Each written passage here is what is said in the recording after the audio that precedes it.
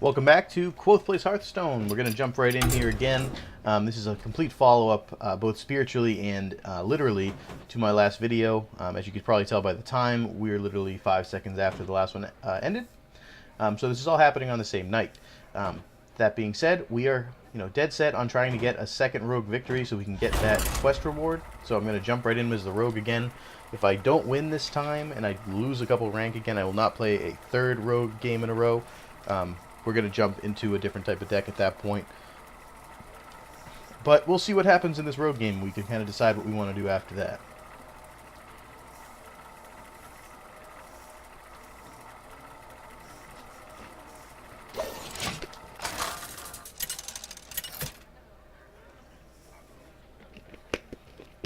Valera versus Gul'dan. Your soul shall be mine. Alright, so we got ourselves a little bit of a warlock deck. I'm going to get rid of one of the deadly poisons. I think that one is probably enough.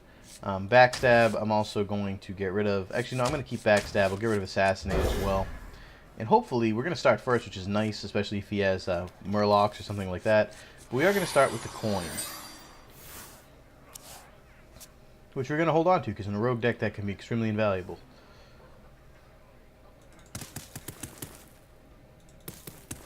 I'm sorry, when I said Do you need a blessing? start first, I obviously meant second because I don't know what I'm talking about. So yeah, we're starting second. And we're just going to end our turn here because there's really nothing that the priestess can do at the moment. And we have nothing that we can really do without wasting the coin. And I'd rather not waste the coin unless I absolutely have to.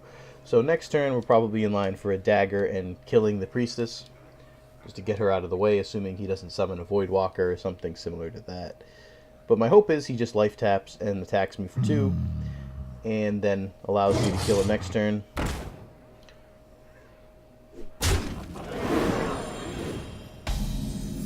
So admittedly, that was a similar move in my book. We're still going to kill the priestess this turn. There's nothing else we can really do without using the coin. I don't want to do that yet. The coin and backstab and things like that are going to be what can lead to a huge Van Cleef attack. And, of course, things aren't looking so great now. You shall not pass.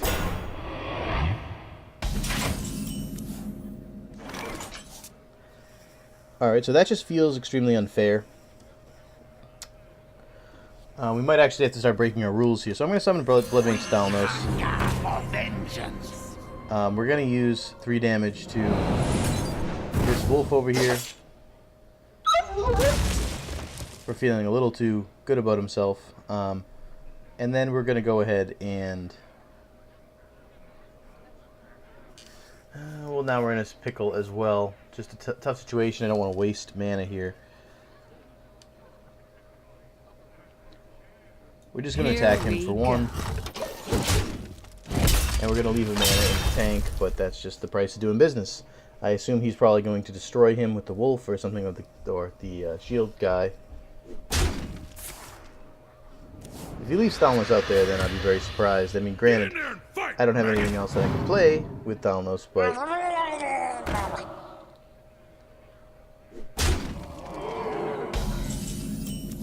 okay. Well...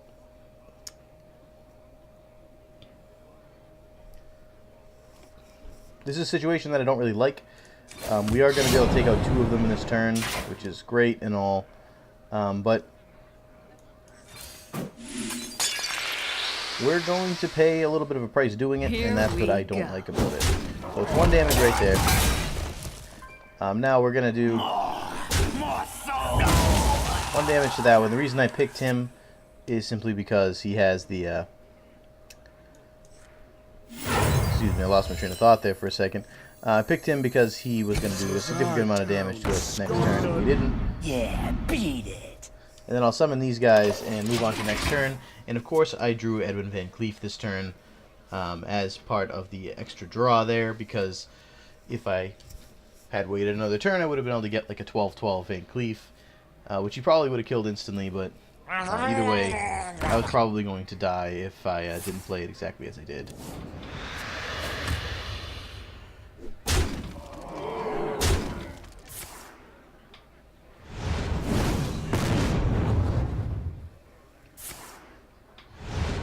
well, he went for broke this turn and killed me. So that escalated extremely quickly. Perhaps my deck here, the rogue deck, is just not suited for this level of play. It's possible that none of my decks are, possibly that I am not suited for this level of play. But I kind of just want to smash things, and so I am going to play my Druid deck now again. You guys might be getting sick of it. I played it probably once every other video for the last couple of videos, but that being said, you know, I'm kind of changing it up a little bit, so hopefully it's not getting boring for you yet. Right now we're doing okay in terms of the decks that I'm using, at least as far as I'm concerned. We had a little bit of a run with the Hunter that I kind of liked. We had middling success with the Priest and things of that nature. I might start switching up some of the decks real quick. The Shaman one might get deconstructed, the Priest one might get reconstructed differently. The Hunter might not be around forever. The Paladin I think I'm probably going to edit. I don't think I'll get rid of it entirely. But in either case, the Druid deck is probably the one that's going to remain the most constant, because it has been the most constant in the in the fact that it's been able to win. And perhaps I should be using it more to try to win some of these matches, because it might be the only one that can actually be complete enough to actually get me past level 13. But you might see some edits, and I might you know, take a look at the other decks a little more thoroughly and see what I can do to try to improve them. But for now, I actually kind of like my situation.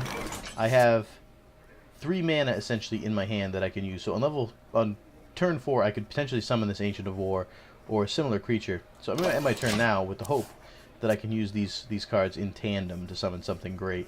If I drew Cairn Bloodhoof or something like next turn or 2 turns from now, I think that would be the absolute ideal possibility. Alright, so rather than use anything in my hand, use any of my resources, I'm just going to use my hero power, and we're back to square one. The only difference is now he has 3 mana instead of 2, and we'll see what he comes up with. I couldn't really have created an advantage there without using Innervate or the coin.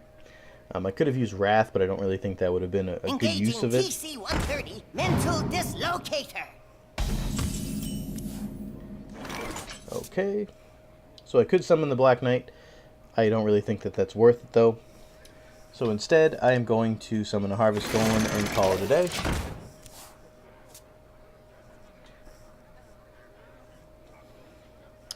The reason why I did that is because next turn, if I do want to actually pull the trigger on using Wrath, I will be able to attack with the Harvest Golem for 2, use Wrath for 1, and still get a draw out of it, and then still have 2 mana left to spare. However, next turn I may use Innervate and the coin to summon Ancient of War. It is a possibility that I'm kind of playing with. The only way that works is if I use it now when it's like low mana time. And I think that if I wait any longer than right now, I might as well just hold off on using that strategy, which would make the whole point of me having these cards and not using them kind of moot. So.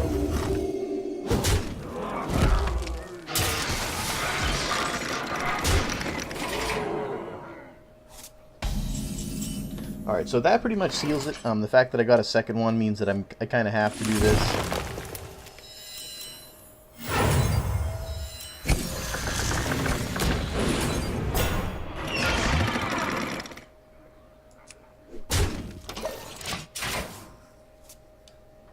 Now, part of me almost hopes that he attacks my minion directly, takes the damage on the chin, and does everything he can to eliminate the taunt minion.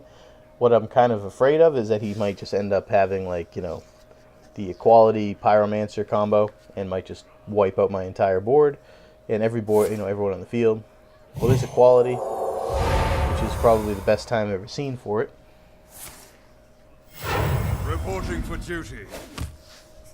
I'm just going to use his minion and save his sword, which is probably a solid choice overall. So now we have 5 mana to play with. I could use Wrath, but I think it's once again a bad decision. I could also use Shapeshift, but I also think in this case that's a bad decision. I'm actually going to summon Druid of the Claw. I'll make him in bear form. And I'll attack him for 2 more. And now I kind of want to put him in a position where he feels like if he wants to get rid of some of my minions, he has to take damage to the face to do it. Is my shield. And he's going to be very disappointed that he did that, because my Black Knight is going to be able to instantly destroy him. It's pretty much the perfect combo when it comes to Sunwalker and Alakia the Windlord and things that have both Divine Shield and Taunt. That can be the Tyrion Ford Ring, for example. It's very frustrating unless you have the Black Knight, which is the perfect counter to it. So that's must be very disappointing for him, but we're just going to attack directly for 6 more. And I'm of the opinion at this point, with control of the board, that it's in his court if he wants to start trying to take out my minions. I am not going to start chasing down his 1/1s for mana of mine. One shot, one kill.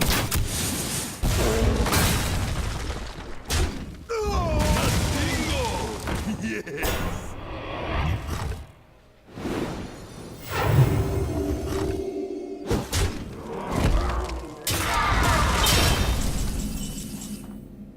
Now, it may seem a little ridiculous, but I'm actually extremely happy that he did that. The reason is because I can summon one of these this turn. I'm not that worried about whether he'll get killed or not, because I just want to draw. And Job done. I know now that all of his equalities are gone, and he actually wiped out most of his hand to get to where he is right now. So next turn I can either summon Sen'jin and Keeper of the Grove, or I could actually summon Ragnaros or Ancient of War, another one of the big ones. So we have options. We could also summon Cairn and use Wrath. Plenty of options next turn depending on how he deals with my Ancient of Lore.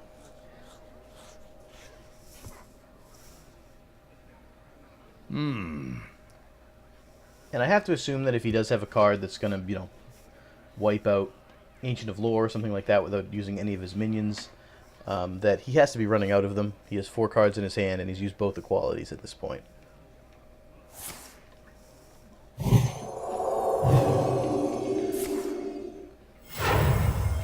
Okay, so that's probably the best use of a Divine Favor that he's ever going to get.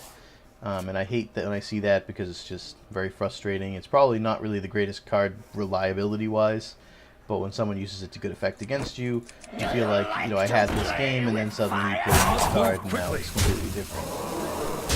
And he'll just ignore my Ancient of Lore. Not a great decision on the whole, but I can understand why he did it. Pyromancer, I'm not the biggest fan of having him on the board right now, so I think I'm going to get rid of him and draw at the same time. By using Bloodmage Stalnos.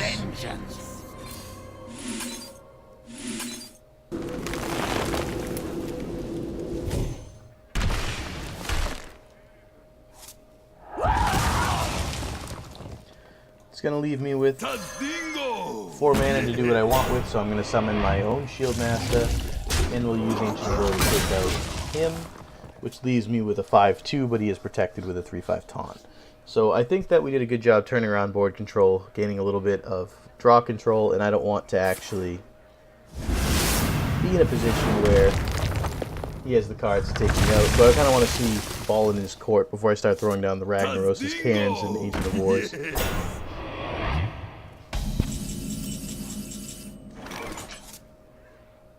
Okay, so another, I don't want to say questionable, but another low-key move. Nothing overly exciting about what he just did. I'm thinking that... I wonder...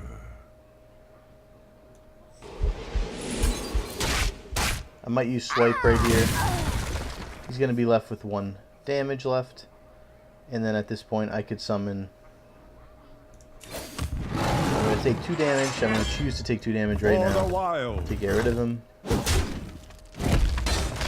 I'll summon a Harvest Golem and I'll attack him for 3. So our health will be more or less the same at this point, despite the fact that he used the Holy Light. And we've gotten his board clear, which is what I kind of want to do. Is keep his board as clear as possible. And he's going to heal himself back up to full, which is very frustrating. Not completely unrealistic, but completely frustrating.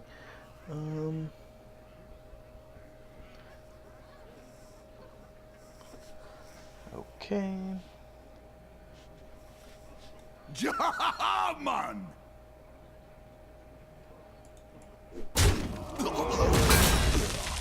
Okay, Okay, so I'm going to do this. I'm going to attack him directly here. And I'm going to summon Ragnaros and a Loot Board. Mind if I roll need? And I'm kind of hoping he actually takes out the 5/6. He didn't. He attacked directly, but even attacking directly, he has to now go after Ragnaros. He has no choice. It is a taunt. If he leaves him out there, and that's frustrating. Reporting for duty. And that's just an example of, you know, perfect card at the perfect time, just completely changing the course of a game.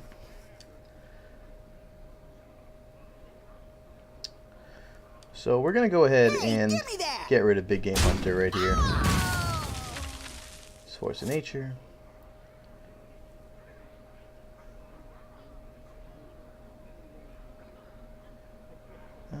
Alright, so we're actually going to use this. Because we're going to clear his board.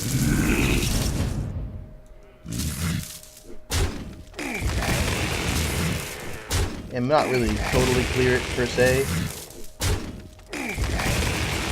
I must safeguard the land.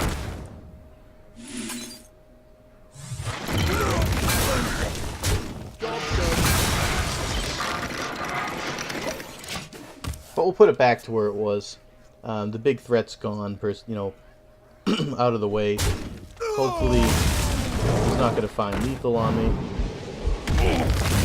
That belongs in a museum. Harrison Jones is interesting. So, we keep getting further and further into the game, and we get to points that just get a little tedious. I'm trying to think what would happen. So if I kill Harrison Jones, he's going to be left with 5 damage on the board. I could then summon Cairn, which I think is the best move. Play with what you know rather than what you're hoping for. If he attacks directly for 5, he has to find some way to make up the additional 8 damage or 6 damage. If he has Avenging Wrath, then it's going to be a coin flip. I have no time for games.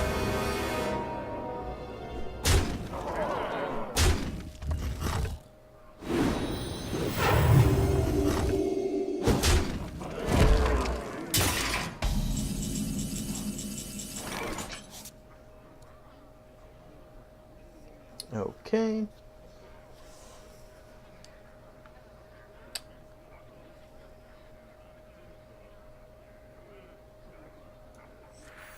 So I'm thinking my best move right now, if I have a chance of surviving this, is to do this, and then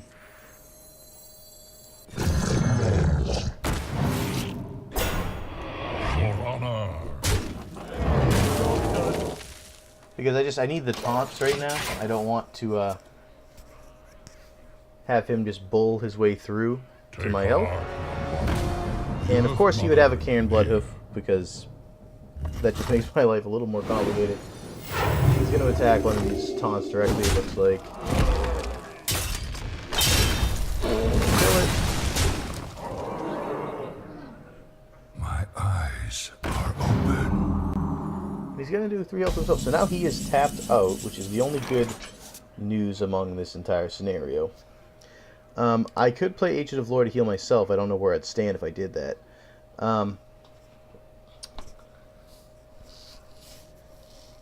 We're in tough shape. We can get rid of Sylvanas. She'll steal one of our minions if we do. We can kill the Earthen Ring Farseer. One way or the other, I think that I do have to summon Ancient of War. Well, we could summon Cenarius and get the 2/2 Treants. I wonder.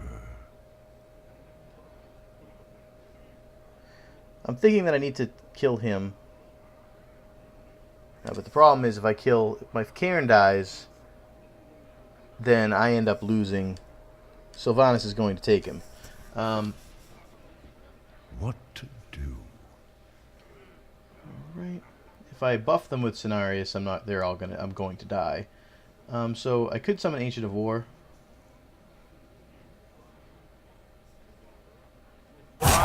for no one.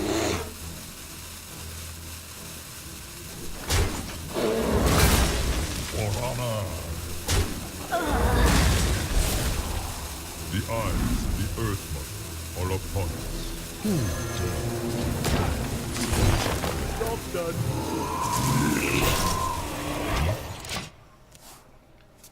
So I think that was the only move I really had. I almost ran out of time before doing it, but barring catastrophe, he shouldn't be able to get through my taunts.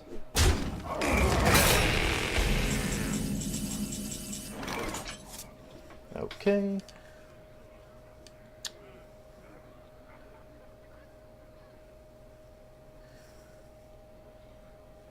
So this being out there is definitely a pain in my ass. I think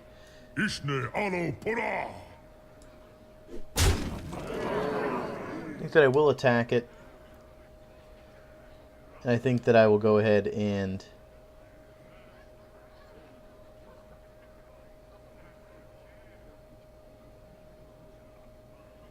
I think I kind of have to summon Ancient of War. Mind if I roll need? Naturally.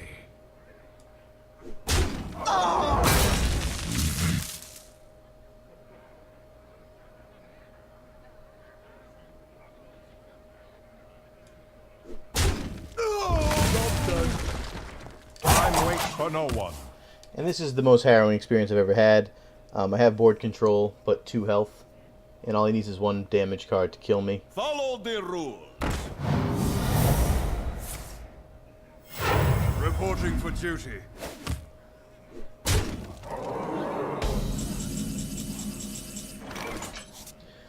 So let's start counting. So I have 4, 5 is 9, 11, 12, 14, and Leroy Jenkins makes 20 of 21 damage. So can I kill him? 4. Let's count again. 4, 2 is 6. 8, 9, 14, 20, 21. I think I can kill him. Hey, give me that! Naturally. Assuming I'm counting correctly. For the wild.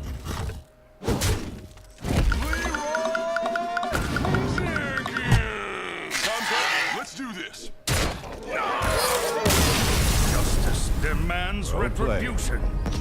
So, in what was the best comeback I think I've ever seen with the Druid deck, we are going to pull out the victory. I can't believe that actually happened.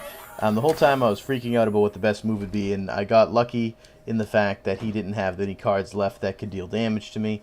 1 Consecrate would have ended me, but we played the right moves. We kept the taunts up. Cenarius, I think, was the right call, and that was the toughest decision I made. Was doing what I did with Cenarius, killing the minions that I did kill. I'm very proud of myself in that, and that is going to be the end of this episode. I can't really think of a better way that we could have ended it. So I'm excited. I'm happy. Looking at us right now, we are still level 13, but we are a happy level 13 because we got a couple stars back, and most importantly because we got a win. So we are back on track. Now the Rogue deck's probably going to be shelved. Wasn't too happy with its performance today, but we are back on track with the Druid deck, and we're moving forward. So till next time, this is CoolKvothe. Hope you guys enjoyed the episode.